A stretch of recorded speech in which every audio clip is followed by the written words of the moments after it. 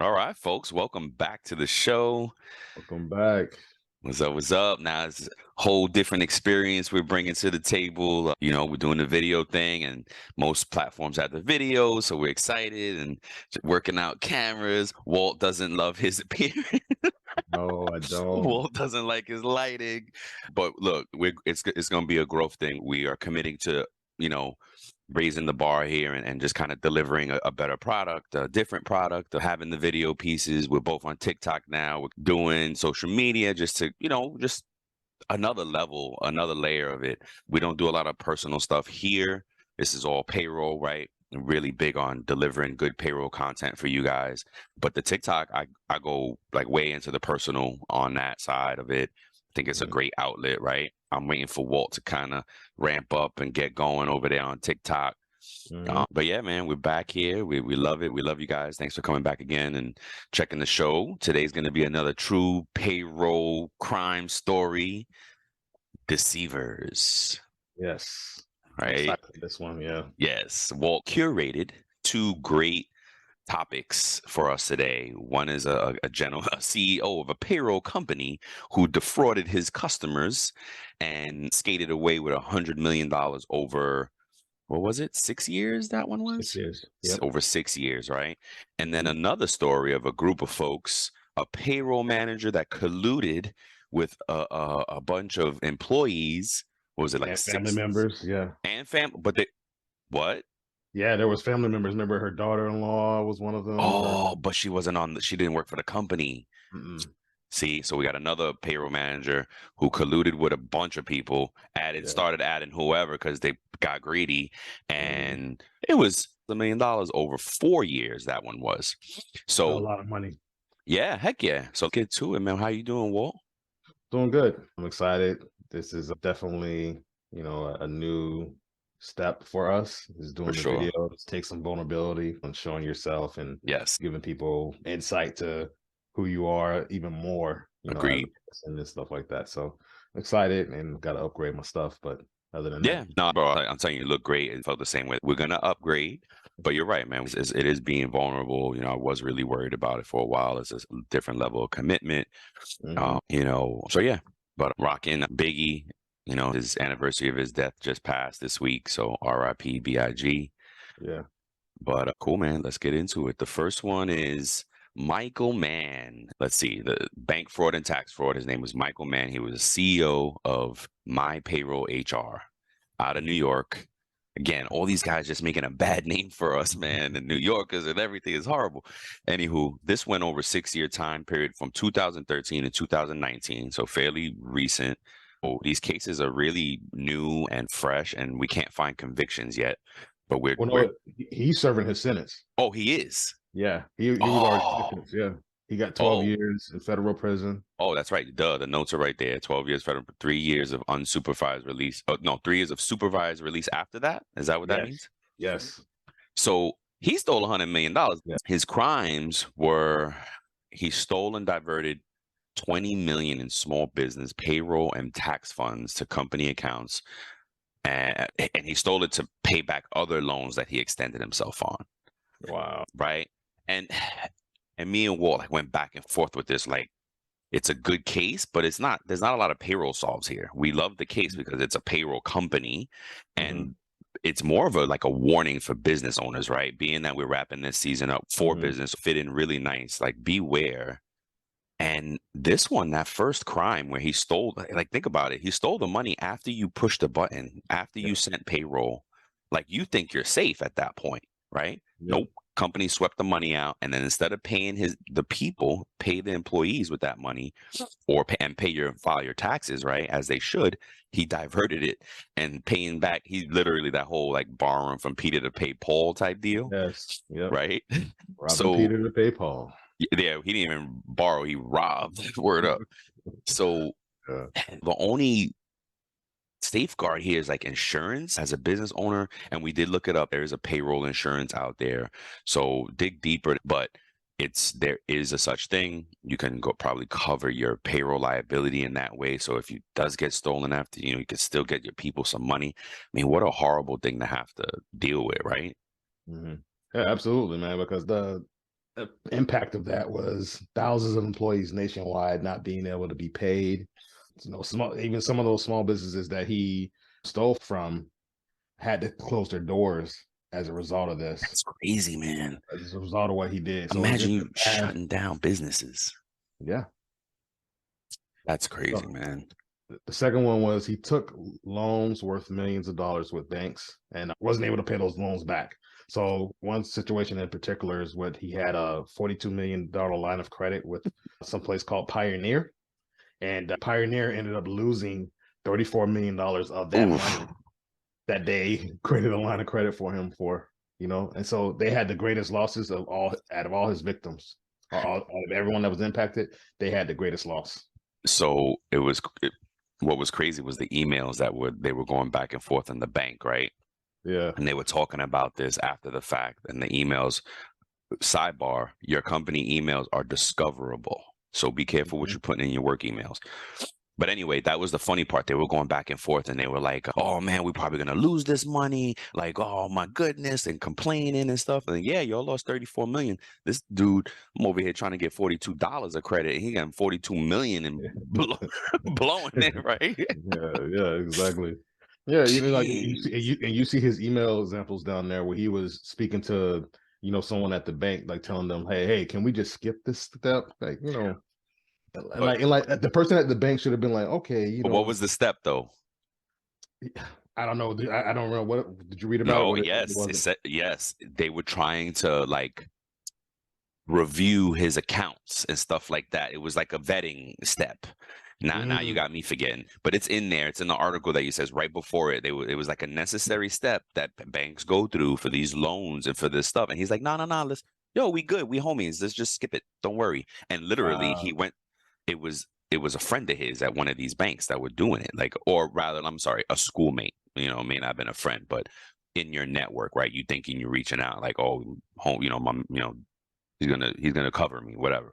And that's why it's dangerous sometimes to do business with friends. Like you gotta have really good expectations and integrity, and let folks know, hey, I gotta treat you like a customer, right? Don't expect anything here.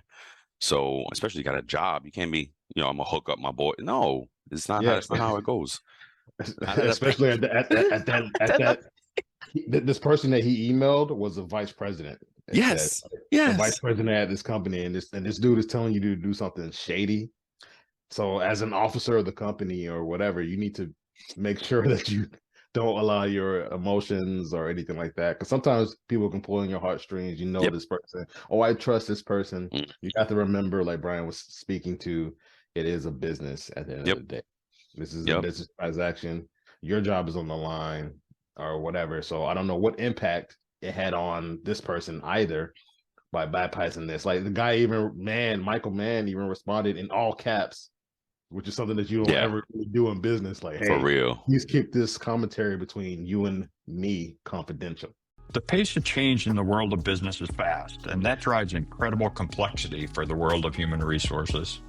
Welcome to the HR Data Labs podcast, a series of conversations with experts inside and outside the world of HR on how to innovate, measure, and evolve our practices.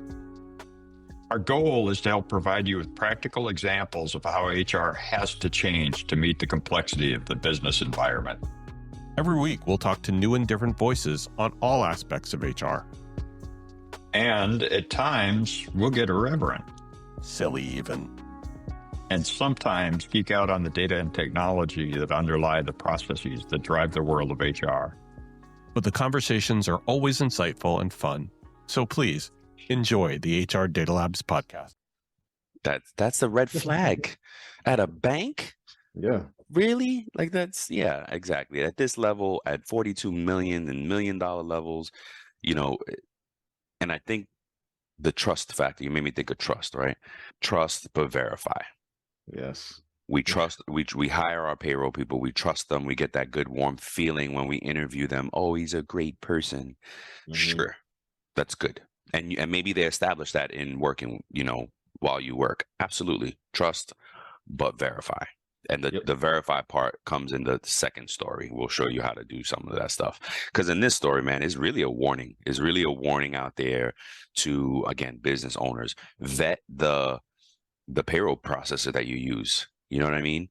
Mhm. You gotta really make sure that you've done your due diligence before you pick a payroll processor. And I think that's why people, or companies rather, get stuck using the big 4 or 5 that are out there, because they're Mhm. so right, they're so established, they're so credible. Like that, this is not gonna happen with them.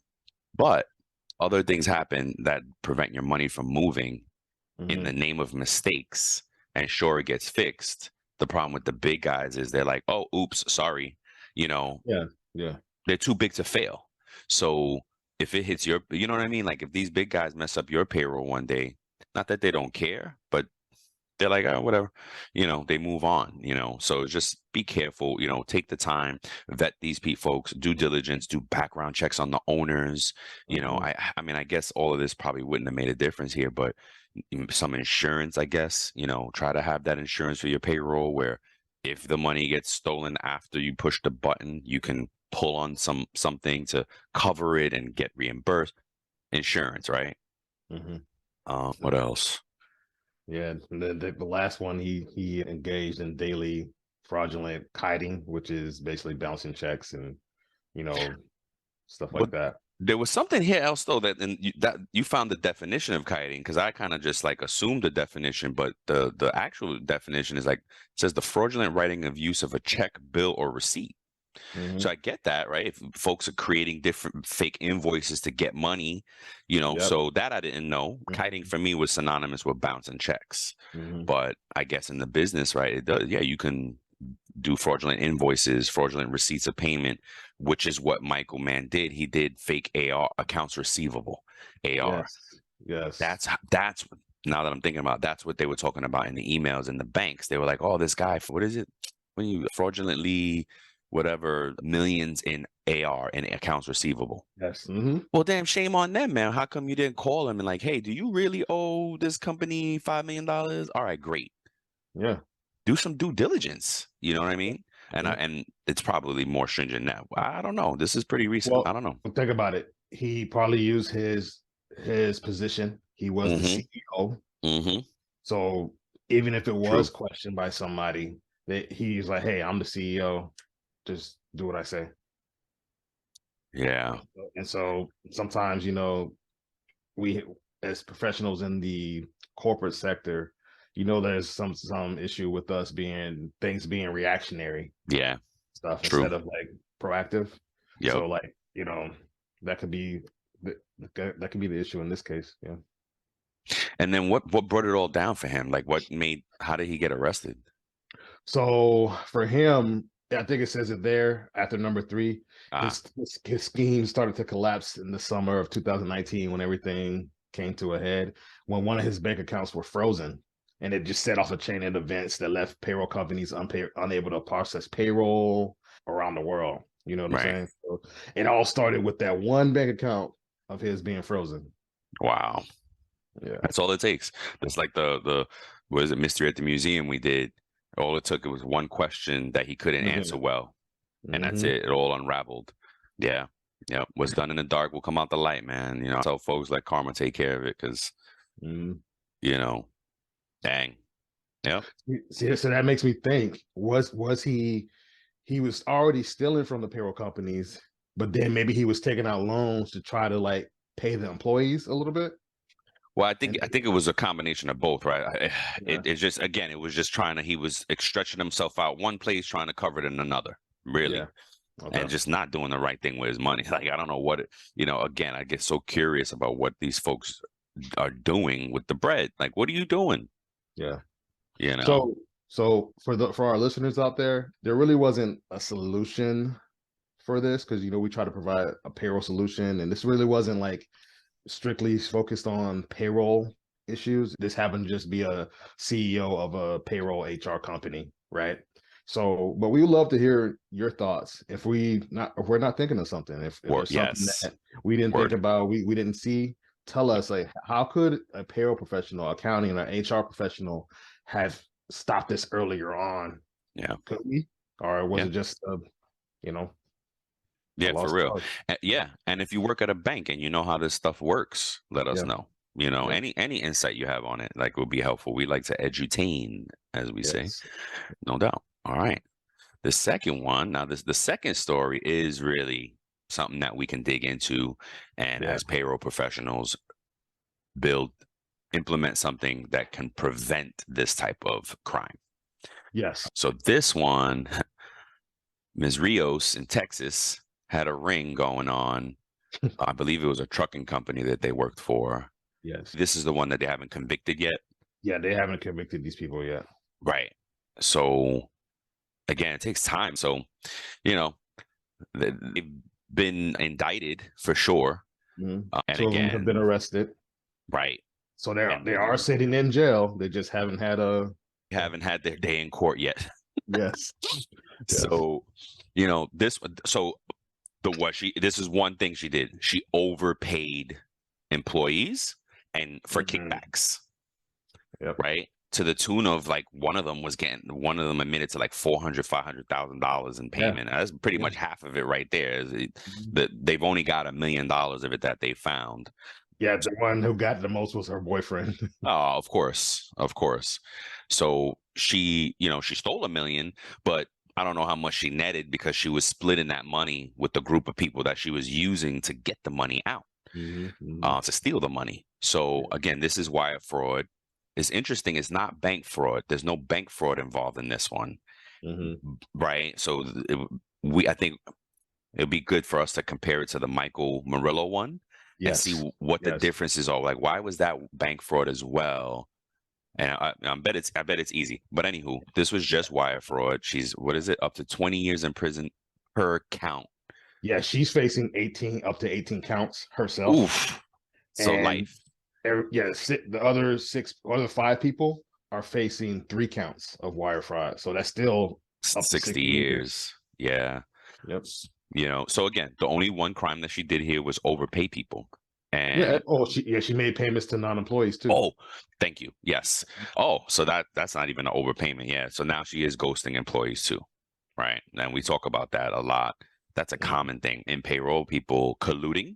Right, and getting the payback, and then ghost employees, creating a fake person to pay out. It's one of those things that every seasoned payroll professional should know, account for, and check for, and know. Right, it's just like, hey, even HR professionals who dabble in payroll or have dabbled in payroll over their career, that's something you should look out for. It's like, hey, multiple profiles, like unless your system is set up that way, like where they have to have that. Fine, but you should still be auditing all that stuff, because you can find somebody, like, even if it's not intentional, there could be somebody who's being paid, overpaid, because we're not doing an audit or something, right? Like a legit error.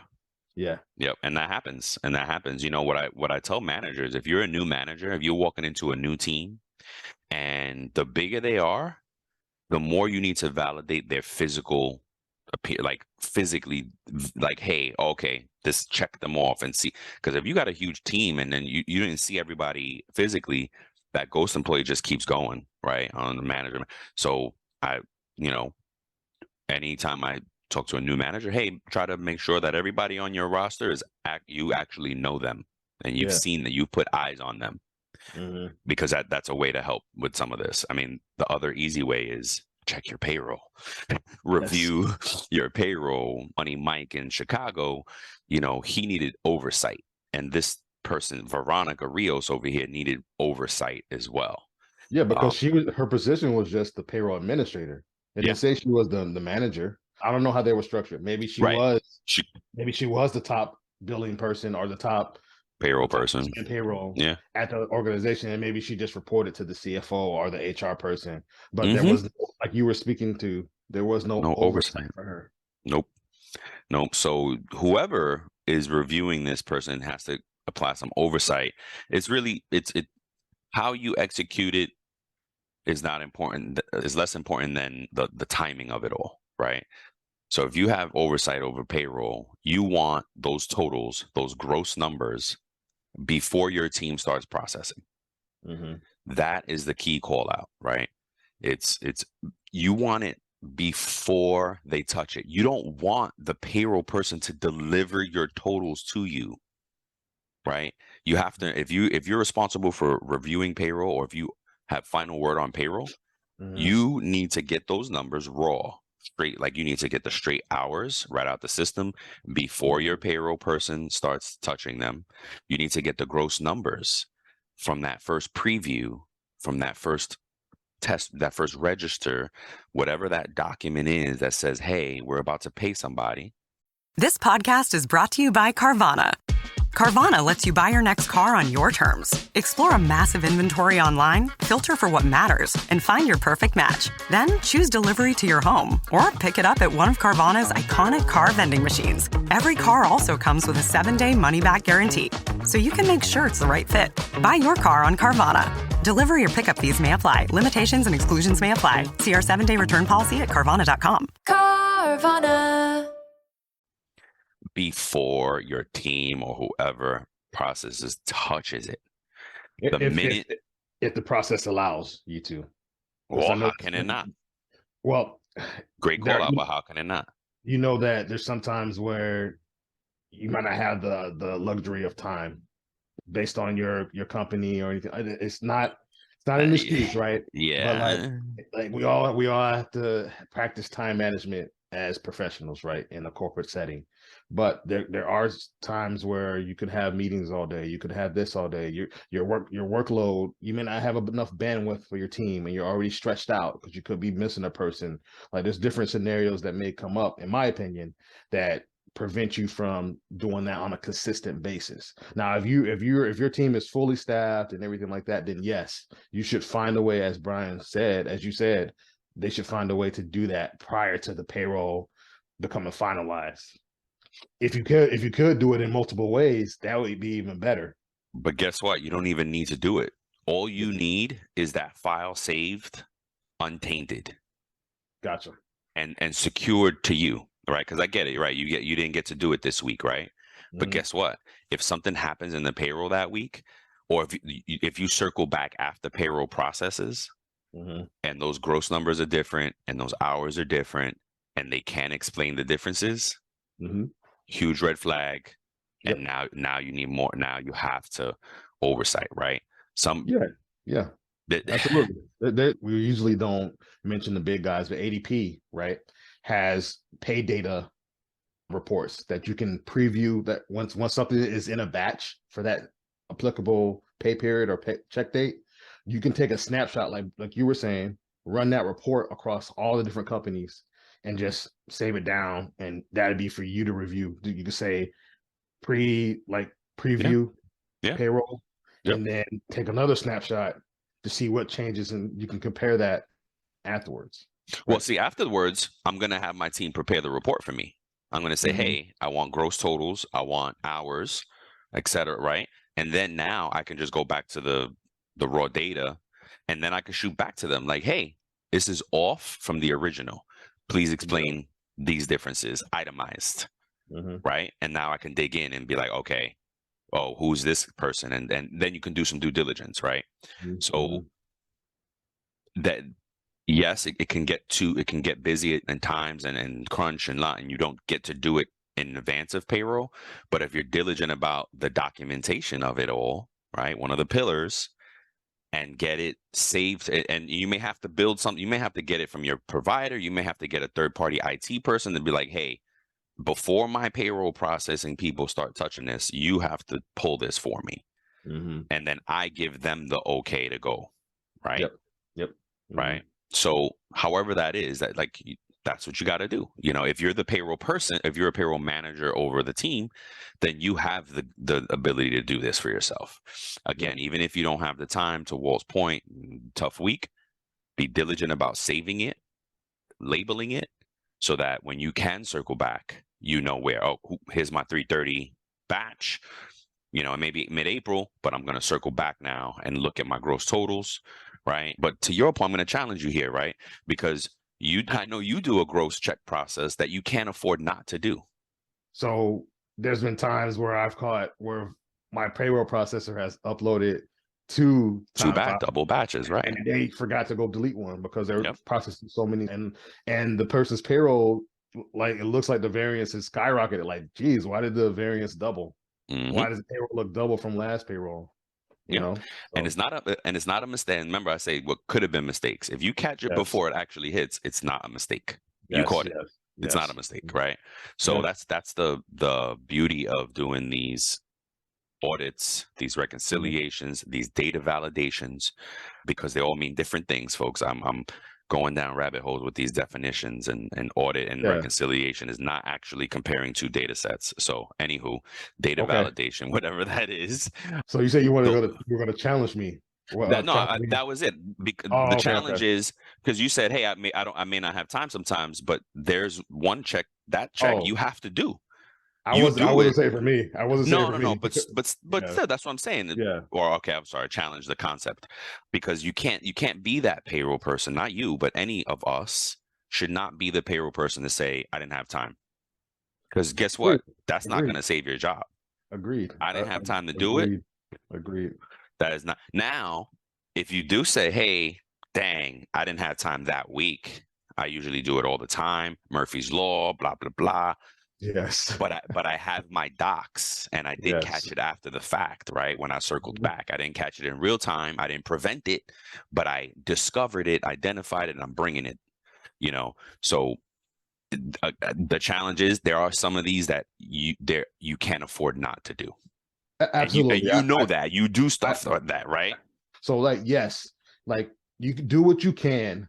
At the end of the day, do what you can. What's everything that's within your power as a payroll professional at these businesses to prevent any errors from happening. That's the most you can do. Yes. Until if you're in a situation where you have the control of auditing, but in the situations where you can't, you have to understand if you can't catch it before, okay, that's fine, but you should still do an audit afterwards, to what you were saying, to be able to go and catch that thing after, because if you do the audit the day of, after you hit the button, the accept button, or the day after, you still may have time Yes.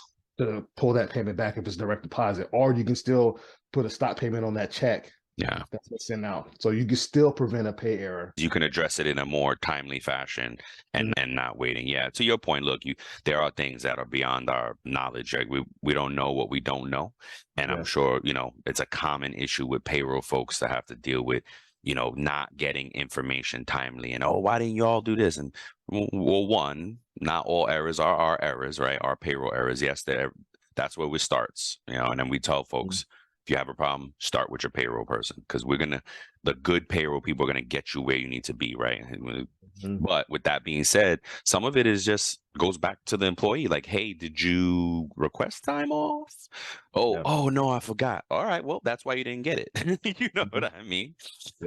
So stuff like that. Sidebar. That's why I do like one of the systems out there have like a employee driven payroll approval. Like they have oversight of their payroll all the way to the end. And I think that is the future, right? We should be responsible for our own stuff, right? Stop blaming it. Oh, y'all messed my check up, my man. No. You saw your stuff before it got approved.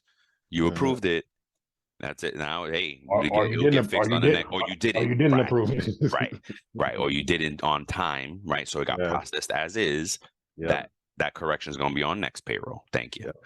So again, with these folks, with this, back to Veronica Rios over here, easy check. You got to check your gross balances, your total hours before and after, right? And before means before whoever's processing payroll touches those files, because at that point, that's it. It could be tainted. If they're criminal, what they're showing you is tainted. You know what I mean? Yeah, absolutely. And most of these things, they will show you any changes to an employee inside the payroll batch. There's reports that say, hey, employee changes, and you can see who did what. Some other payroll systems, they even show you the date stamp and who did it at what time. Down to the audit trails. Yeah. You know what I'm saying? Audit trails. There's always a way for most payroll systems. Depending on what you use, there's always a way that you can track it down to the person. Who did it. And yeah, absolutely. At the end of the day, it boils down to, for this case, that there was no oversight at all. No oversight. Simple data validation checks that can be done before or after, depending on time, right? But a good accounting team would have probably have caught this as well, right? If they like looked at the numbers for the payroll, like, man, why this payroll is like up? Like, Yes. was there any rate increases? Was there any bonuses paid? Like, why are the wages up, but the employee count hasn't changed? That's why I praise our current controller now and the CFO we have now at where we're at, because they're meticulous with their As they questions should and what be. they Yep. want, so Yep. I appreciate them. Shout out to them. Yeah, exactly. Yeah. And we keep each other honest, right? The checks and balances of it all. As we say, payroll is its own entity, but we are absolutely partnered with HR and finance. Yeah. So, and they're the folks, inputs, outputs, checks, balances in that 3-department ecosystem. All the magic should happen. Yeah. For sure. So right now, even on the Department of Justice site, it says that the FBI is investigating the case still. Oh, dang. Oh, wow. Yeah. More than $1.4 million. So now the number gets a little. So again, stuff like this, you don't know.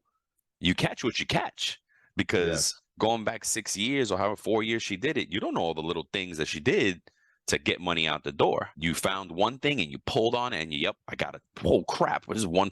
And at a certain point, companies might be like, "Well, enough is. Don't look anymore." So I don't know if we have time to, but let's think about the ways that she potentially could have done it. So how could she have done it in the system? So she could have changed the rate. Yeah.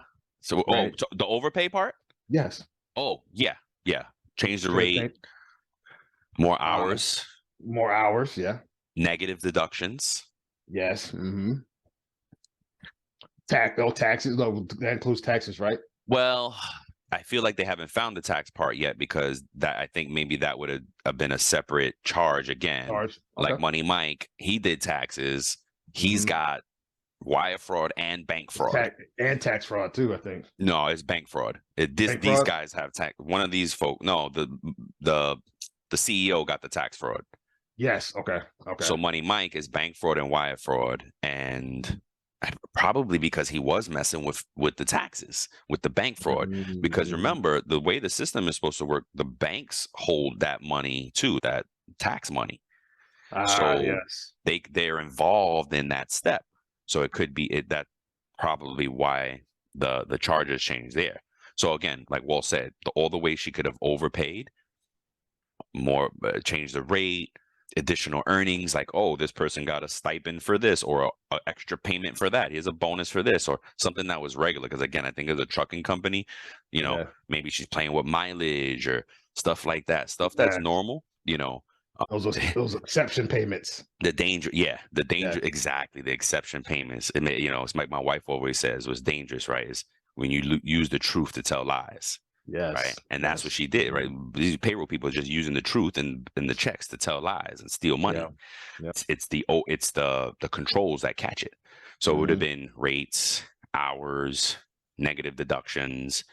And for those of you, if there's a novice payroll person out there that keep wondering why we say negative deductions, think about it. A deduction is a negative. When you do a double negative, it's a positive, right? It's giving money back to the person. It increases on the net. What's dangerous about negative deductions is it's not in the gross. Yeah, it's not. That's what's really dangerous and makes people uncomfortable. It's not in the gross. It's in the net. Good call out. Good call out. Yep.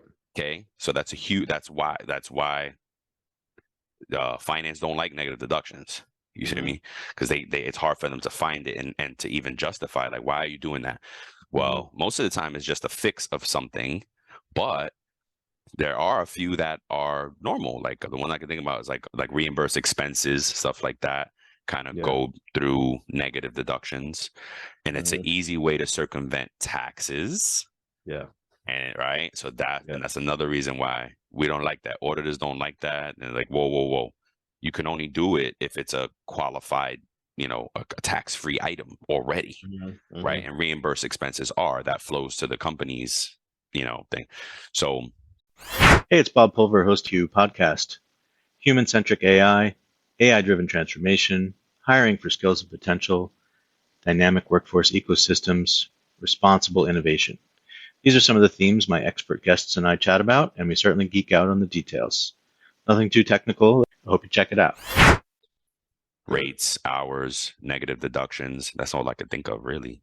Yeah, then then the ghost employee thing, paying out Oh, employees is ghost its whole employee. thing. Yes. You know? That's a fake person, right? It's a Yeah. fake employee that you got to build socials. And then I don't know how long you get away with that, because after the first year of W-2s, I would imagine some red flags are going to pass. Oh, it's a good way to get rid of ghost employees. The Social Security Administration offers a service, and you can upload, I believe, up to 250,000 lines, something like that, of Social Security numbers, and the Social Security will validate them. Nice. Right? Free game for you guys. Free game for you, yes.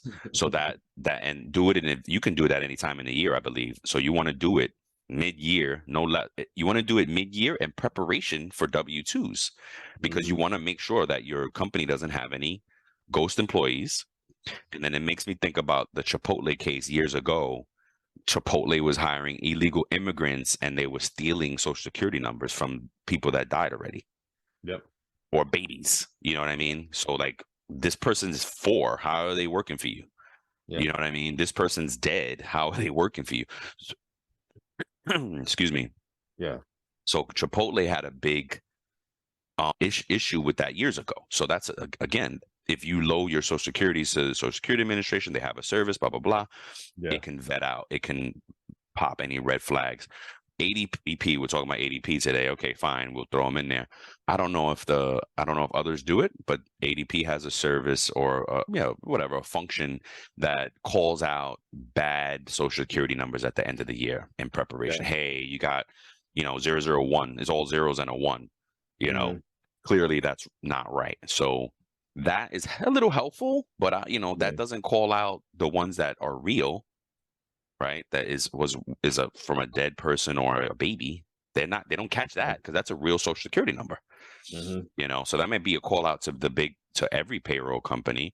Can you build in the function to vet Social Security numbers, to validate them? Yep. Right. Great call outs, man. Great call outs. Yeah. Did we mention termed employees, like her, if they were termed in the system? Is that what she did too? I'm asking. No, I didn't see it. The ways that she could. We're talking about the ways that she. Oh, the way. Yes, that would have been another way as well. Yeah, like Money Mike did. Money Mike was paying term and employees. Who knows what? So that's another way also.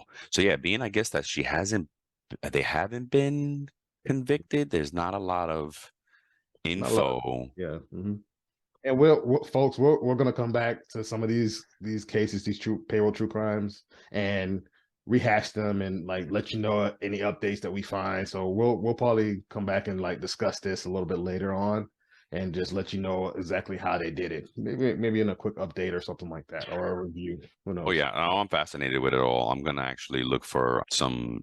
We're gonna look for help, like reporters that can kick back some info on this stuff, because it's hard to find it. We're not criminal reporters, so we want the updates. So we are gonna look for the resources on that.